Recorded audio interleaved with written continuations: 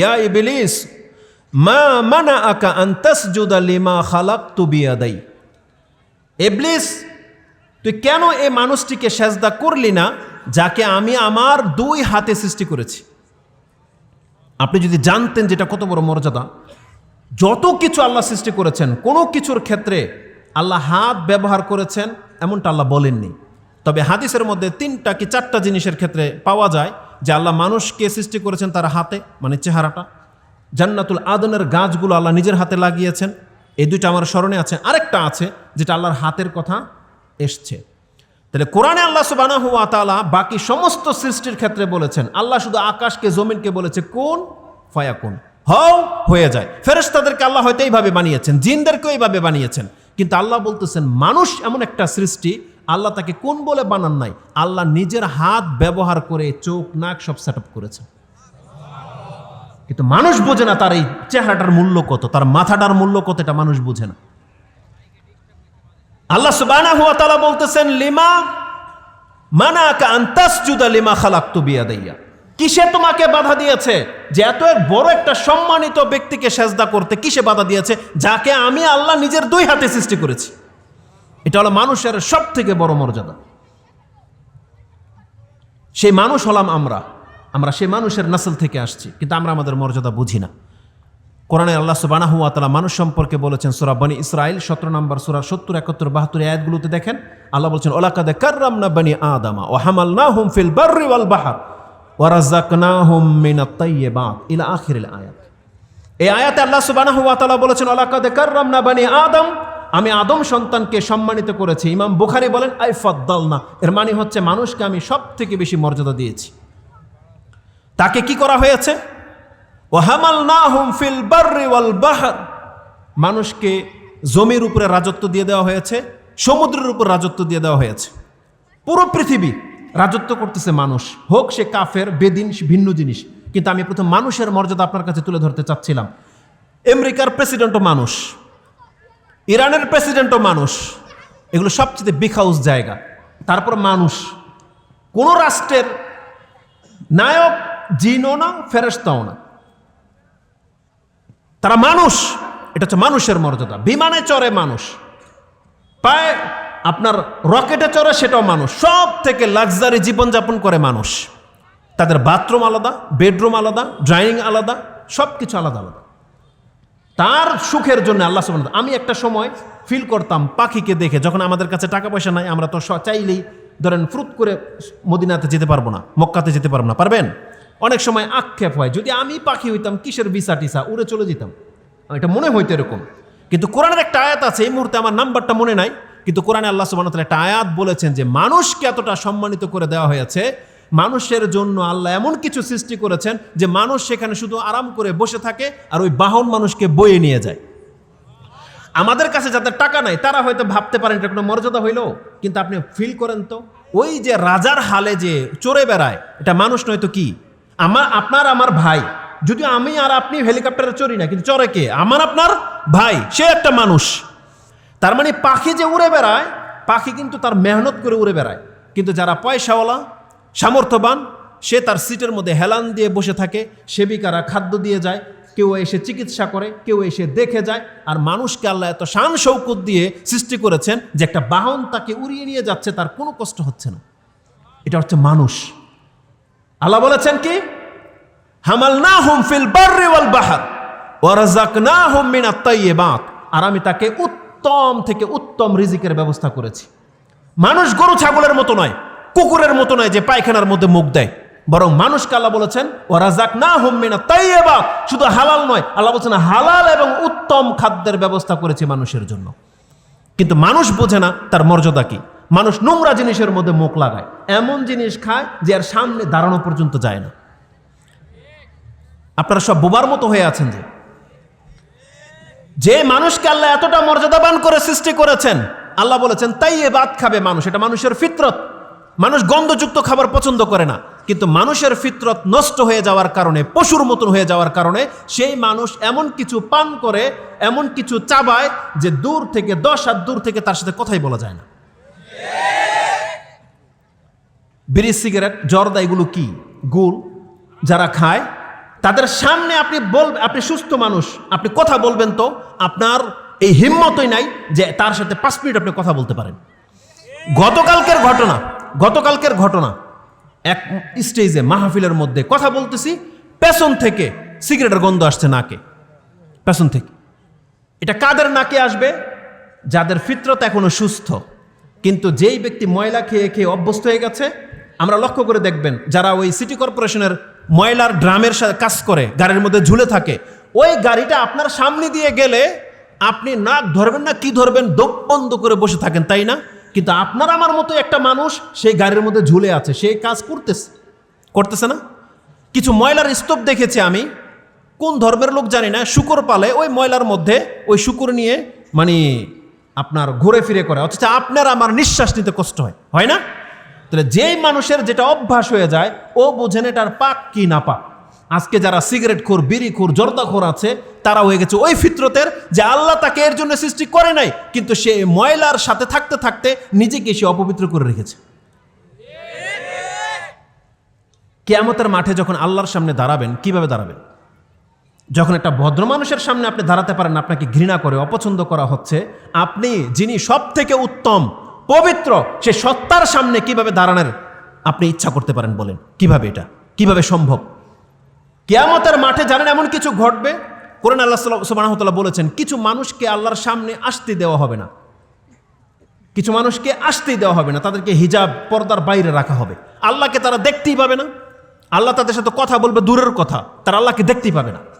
এই সম্পর্কে বুখারী মুসলিমে স্পষ্ট হাদিসে আছে, সালাসাতুন লা ইউকাল্লিমুহুমুল্লাহু ইয়াউমাল কিয়ামা ওয়ালা ইয়ানজুরু ইলাইহিম ওয়ালা ইউযাক্কিহিম ওয়ালাহুম আযাবুন আলিম। 3 শ্রেণীর মানুষ এমন বড় পাপী যে তাদের দিকে আল্লাহ সুবহানাহু ওয়া তাআলা তাকাবেও না, তাদের সাথে কথাও বলবেন না, তাদেরকে পবিত্র করা হবে না, তাদের জন্য কঠিন শাস্তি রয়েছে। আর প্রথম ব্যক্তি হচ্ছে আল মুসবিল, যারা টাকনার নিচে কাপড় ঝুলিয়ে পড়ে। খুব কঠিন কথা, এটা খুব কঠিন কথা। আমি এখানে ওই পাপীদের উদ্দেশ্য না, মানে বলাটা উদ্দেশ্য না, উদ্দেশ্য হচ্ছে যে আল্লাহ তাদের দিকে তাকাবে না, তাদের সাথে কথা বলবে না। এইটার সাথে ক্ষমার কি সম্পর্ক, এটা আপনাকে বুঝতে হবে। এটার একটা এক্সাম্পল দিই আপনার কাছে। আমরা অনেক সময় বড় বড় পাপ করি, অন্যায় করি, পিতামাতা অনেক রেগে যায়, আপনাকে ওই মুহূর্তে পেলে খুব চরমভাবে প্রহার করতো, কিন্তু সন্ধ্যাবেলা যখন আপনি মাথা নত করে আপনার চাচা, মামা, বড় ভাই বা কেউ আপনাকে পাশের কেউ এসে ধরে বাসায় নিয়ে আসে যে থাক মাফ করে দেন, ভুল হয়ে গেছে বা এই সেই, তখন আপনার বাপমার সামনে যখন দাঁড় করায়, আপনি যখন মাথা নত করে দাঁড়িয়ে থাকেন, আপনার বাপমা কিন্তু আপনাকে থাপ্পড় দিতে পারে না, পারে না, দেয় না। আপনাকে চাইলে দিতে পারে, কিন্তু দেয় না। কেন দেয় না? এটা হচ্ছে দয়া। যখন একজন পিতামাতা একজন অপরাধী সন্তানের সামনে এইভাবে তাকায়া দেখে যে ও তো অনুতপ্ত, তখন আর প্রহার করতে পারে না। এটা হচ্ছে বাপমার দয়া। কিন্তু আপনি জানেন যে আল্লাহ সুবহানাহু ওয়া তাআলার সামনে যদি কোনো বড় পাপীকেও নিয়ে আসা হয়, আর আল্লাহ যদি তার সাথে কথা বলে, হাদিসের বর্ণনা যেটা পাচ্ছি, সে যত বড় পাপী হোক, আল্লাহ যদি ফেস টু ফেস ওর সাথে কথা বলে, আল্লাহ ওকে ক্ষমা করে দেবেন। কেন জানেন? কারণ আল্লাহ হচ্ছেন গফুরুর রাহিম। আল্লাহর দয়া ক্ষমা সম্পর্কে আমরা অনেক কথা বলি, অনেক। একটা এক্সাম্পল রাসূলুল্লাহ সাল্লাল্লাহু আলাইহি ওয়াসাল্লাম থেকে ইমাম বুখারী এবং মুসলিম কোট করেছেন, যে হাদিসটা আপনি বুখারীতে 5999 নাম্বার হাদিসে পেয়ে যাবেন। ইমাম মুসলিম হাদিসটাকে কিতাবুল বিররি ওয়াস সিলার মধ্যে উল্লেখ করেছেন, 46 নম্বর অধ্যায়। তাতে বলা হয়েছে, ওমর ইবনে খাত্তাব রাদিয়াল্লাহু তাআলা আনহু থেকে ওরিদা, রাসূলুল্লাহ সাল্লাল্লাহু আলাইহি ওয়াসাল্লামের কাছে উপস্থিত করা হলো সাবিন, কিছু বন্দীদেরকে। ফাইজাম রাআতুন সাবিম মিনাস সাবি তাবতাগি ইযা ওয়াজাদাত সাবিয়াম মিনাস সাবি, একটা বাচ্চা, ছোট বাচ্চাকে যখন পেয়ে গেল, আমসাকাত ফি বাতনিহা, সেই বাচ্চাটাকে কোলে নিয়ে তার বুকের সাথে জড়িয়ে ধরলো। ওয়ার দাআত, তাকে দুধ পান করালো, নিজের দুধ। কেন? তার দয়া। এটা তার বাচ্চাকে হারিয়েছে, তার বুকে দুধ আছে, সে একটা ছোট্ট বাচ্চাকে দেখে আদর করে নিজে জড়িয়ে ধরে দুধ পান করাতে লাগলো। কেন হয়েছে? দয়ায় হয়েছে। রাসূলুল্লাহ সাল্লাল্লাহু আলাইহি ওয়াসাল্লাম এই দৃশ্য দেখেছেন, সাহাবায়ে কেরামরা এই দৃশ্য দেখেছেন। তখন রাসূল সাল্লাল্লাহু আলাইহি ওয়াসাল্লাম বললেন, আতারাউনা হাযিহিল মারআ তারিহাতান ওয়ালাদাহা ফিন্নার, তোমরা কি মনে করো এই মহিলা যেই মহিলা এতটা দয়াবান যে অন্যের সন্তানকে নিজের দুধ পান করাচ্ছে, এ কি নিজের সন্তানকে আগুনে ফেলতে পারে? বলেন, কোনো মা যে এতটা দয়ালু। আমরা এরকম দৃশ্য দেখেছি, যদি এগুলো আপত্তিকর দৃশ্য যেগুলো নেটের মধ্যে চলে আসে, কিন্তু এক্সাম্পল স্বরূপ নেট চালালে এগুলো চোখে পড়ে, কিন্তু এগুলোকে স্কিপ করতে হবে। ইন্ডিয়াতে বা কোনো একটা প্রদেশের দৃশ্য একটা কেউ যেন পেশ করেছে যে একজন মা নিজের সন্তানকে এবং বকরির বাচ্চাকে দুধ পান করাচ্ছে। দয়া তার, এটা পশু বকরির বাচ্চা, কিন্তু দয়া তার দুধ পান করাচ্ছে। এই মহিলা কি কোনো একটা শিশু বাচ্চাকে আগুনে ফেলতে পারে আর নিজের সন্তানকে আগুনে ফেলতে পারে? কখনো। রাসূল সাহাবীরা কি বলেছেন? লা ওয়াল্লাহ ইয়া রাসূলুল্লাহ ইন তাকদিরু আলা আল্লাহ তাতরাহাহু। এই মহিলা যদি ক্ষমতাবান মহিলা হয়, কোনো শাসকও হয়, যে চাইলে সে কোনো সন্তানকে আগুনে ফেলে দেবে, তার কোনো বিচার করার মতন কেউ নাই, এতটা পাওয়ারফুল মহিলা যদি হয়, তারপরে সে কোনোদিন নিজের সন্তানকে আগুনে ফেলবে না। এটা তার দয়া। রাসূল কি বলেছেন জানেন? আল্লাহু আরহামু বিইবাদিহি মিন হাযিহি বিওয়ালাদিহা। এই মা, এই মহিলা তার সন্তানের প্রতি যত বেশি দয়াবান, আমার রব আল্লাহ তার বান্দার প্রতি তার থেকেও বেশি দয়াবান। কেন বলেছেন? কারণ আল্লাহ যদি কারোকে সামনে রেখে ফেস টু ফেস কথা বলে, তাহলে জেনে নেন এই ব্যক্তি নাজাত পেয়ে যাবে। কিন্তু কিছু পাপীকে আল্লাহ সুবহানাহু ওয়া তাআলার সামনে আসতেই দেওয়া হবে না। আল্লাহ এতটা ঘৃণা করে তাদেরকে। তো যাদেরকে আল্লাহ সুবহানাহু ওয়া তাআলা ফেস টু ফেস কথা বলবেন, আসলে একটা চমৎকার হাদিস আছে, যেটা ইমাম বুখারী এবং মুসলিম থেকে নিয়ে নেন। এটা হচ্ছে হাদিসকে বলা হয় নাজওয়ার হাদিস। আব্দুল্লাহ ইবনে ওমর রাদিয়াল্লাহু তাআলা আনহুমাকে জিজ্ঞাসা করা হয়েছে যে আপনি নাজওয়া সম্পর্কে কিছু জানেন কিনা? তিনি বলছেন, নাম সামিআতু রাসূলুল্লাহ সাল্লাল্লাহু আলাইহি ওয়াসাল্লাম ফি নাজওয়া ক্বালা ইউদনাল মুমিন মিন রাব্বিহি। একজন মুমিন বান্দাকে তার রবের সামনে নিয়ে আসা হবে। পাপী কিন্তু মুমিন, মুসলিম নাই। বলা হয়েছে একজন মুমিন বান্দাকে আল্লাহর সামনে উপস্থিত করা হবে, হাত্তা ইয়াদা আলাইহি কানাফাহু, এবং আল্লাহর পক্ষ থেকে একটা চাদর দিয়ে তাকে ঘিরে নেওয়া হবে। এইভাবে সমস্ত হাসরবাসী উপস্থিত থাকবে। বিচারপতি হচ্ছেন আল্লাহ, বিচার নেবেন। একজন পাপীকে আল্লাহ সুবহানাহু ওয়া তাআলা তার সামনে ডেকে নেবেন, সেটা পুরুষ হোক মহিলা হোক। কাদের মধ্য থেকে? মুসলিম মুমিনদের মধ্য থেকে। কারণ কোনো কাফেরের সাথে আল্লাহ কথা বলবে না, এটা আগেই বলেছি। মুমিন মুসলিমের সাথে আল্লাহ কথা বলবেন, এবং পার্সোনাল, লাইসা বাইনাহু ওয়া বাইনাহু তারজুমান। আরেকটা বর্ণনা আসছে আল্লাহর সাথে সে সরাসরি কথা বলবে। তৃতীয় পার্সন ট্রান্সলেটকারীকে আল্লাহ সেখানে ডাকবে না, যাতে করে আপনার পাপটা তৃতীয় ব্যক্তি দেখতে না পারে। বলা হয়েছে ওয়াদাউ আলাইহি কানাফা, একটা চাদর দিয়ে ঘিরে নেওয়া হবে। কেন? লিউকাররিরুহু যুনুবাহু, যাতে করে ওই ব্যক্তির পাপগুলোকে এখন তাকে দেখাবে আল্লাহ, দেখো তো তুমি এই পাপগুলো করেছিল কিনা। হতে পারে সেটা স্ক্রিন, বড় পর্দা বা কিছু ডিভাইস আল্লাহ সুবহানাহু ওয়া তাআলা তুলে ধরবেন। ও তার জীবনের পুরো ইতিবৃত্তান্ত দেখতে পাবে, কোথায় কি কাজগুলো করতেছে, একে সচক্ষে। ওর অস্বীকার করার মতো কোনো উপায় থাকবে না। কিন্তু মুমিন বান্দা লজ্জিত হয়ে বলবে আরিফু রাব্বি আরিফু, দুইবার করে বলবে, হে আমার প্রতিপালক, আমি স্বীকার করতেছি, হ্যাঁ এই পাপটা আমার। তাকে শুধু দেখানো হবে। কেন? পুরো হাসরবাসী পেছনে কি হচ্ছে ভিতরে কাউকে আল্লাহ দেখতে দেবে না। একটা মুমিন বান্দার সাথে আল্লাহ এমনটা করবে। আল্লাহ সুবহানাহু ওয়া তাআলা কেন এমনটা করবেন? আল্লাহ বলতেছেন সাতারতুহা ফিদ দুনিয়া, তোর এই পাপগুলো তুই দুনিয়াতে করেছিলি, কিন্তু আমি আল্লাহ সেগুলোকে গোপন রেখে দিয়েছিলাম, কেউ জানে না। আর আজকে ও গাফারতুহা লাকাল ইয়াউম, যা আজকে তোকে আমি ক্ষমা করে দিলাম। আল্লাহ সুবহানাহু ওয়া তাআলা জীবনের সমস্ত পাপগুলোকে ক্ষমা করে দেওয়ার ঘোষণা করে দিয়েছেন একজন মুমিনের, যার সাথে আল্লাহ সরাসরি কথা বলবেন। আল্লাহ এতটা দয়াবান, এতটা ক্ষমাশীল। তারপরে কি করা হবে? অততওয়া সাহিফাতাহু বিল হাসানাহ, আল্লাহ সুবহানাহু ওয়া তাআলা তার আমলনামার মধ্যে, ওই খাতাগুলোর মধ্যে যত পাপ ছিল, আল্লাহ সমস্ত পাপগুলোকে মিটিয়ে দিয়ে নেকিতে রূপান্তরিত করে দেবেন। তারপরে তার ডান হাতে ধরিয়ে দেওয়া হবে। ওই ব্যক্তি যখন পর্দার আড়াল থেকে এই ডান হাতে কিতাব আমলনামা নিয়ে বের হয়ে আসবে, তখন সেই ব্যক্তি হাসরবাসী তার আত্মীয় স্বজন বন্ধু বান্ধবদের সাথে কাছে সেই কিতাব তুলে ধরে বলবে, হা উমকরাউ কিতাবিয়াম ইন্নী জানান্তু আন্নী মুলাকিন হিসাবিয়াম ফাহুয়া ফি ঈশাতির রাদিয়াম ইলা আখিরিল আয়াত।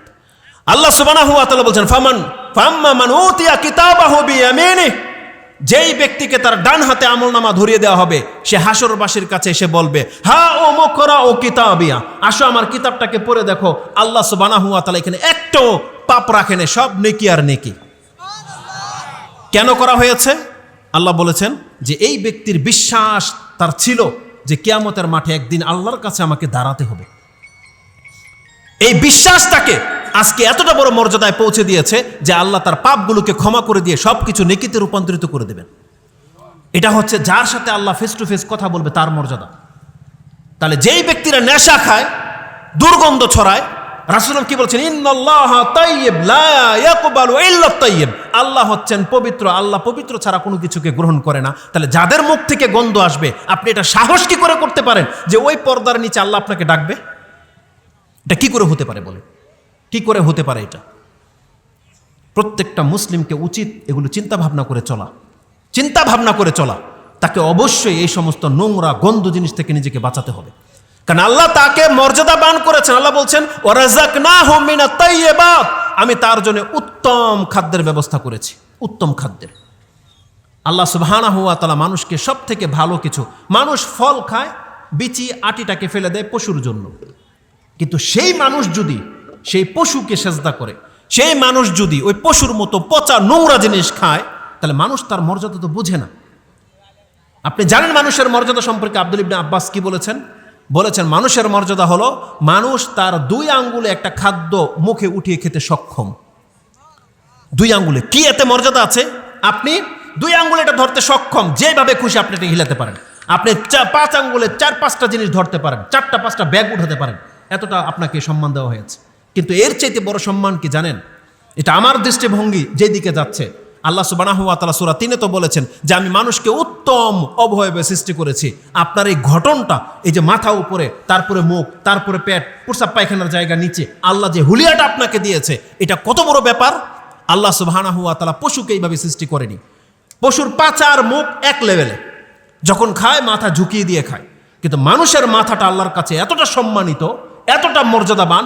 আল্লাহ বলেছেন এই পৃথিবীতে মানুষ যদি তার মাথা ঝুঁকায়, তাহলে সেটা একমাত্র তার রবের সামনে ঝুঁকাবে। আল্লাহ রিজিকের সামনে পর্যন্ত মানুষের মাথা ঝুঁকানো শিক্ষা দেয় নাই। ভাত খাবে, তার প্লেট থেকে সে হাত দিয়ে তুলে মুখে তুলে খায়, কিন্তু মুখ প্লেটে লাগায় না। এটা হচ্ছে মানুষের মাথার মর্যাদা, যে মানুষ এই জমিনে তার রিজিকের সামনে পর্যন্ত মাথা ঝুঁকাবে না। আল্লাহ বলেছেন মানুষ যদি মাথা ঝুঁকায়, এটা একমাত্র তার রবের সামনে মাথা ঝুঁকাবে, নয়তো নয়। কিন্তু সেই মানুষ একটা বট গাছ দেখলে মাথা ঝুঁকিয়ে দেয়, গজার মাছ, কচ্ছপ দেখলে মাথা ঝুঁকিয়ে দেয়, গরুর সামনে গরুকে মা বলে বিশ্বাস করে নিয়েছে। একটা ল্যাংটা যার নিজেরই কোনো পোশাক নাই, বড় বড় মোচ, গাঞ্জা খায়, চুট জল লেগে গেছে, শরীর থেকে গন্ধ আসে, একে আল্লাহর ওলি বলে বিশ্বাস করে নিয়েছে। এটা কেন হয়েছে? এটা পাগলের চেয়ে অধম, পাগলের চেয়ে অধম। যেই ব্যক্তিকে আল্লাহ সুস্থ করেছে কিন্তু সে তার রবকে চেনে না, এই পাগলের চেয়ে অধম।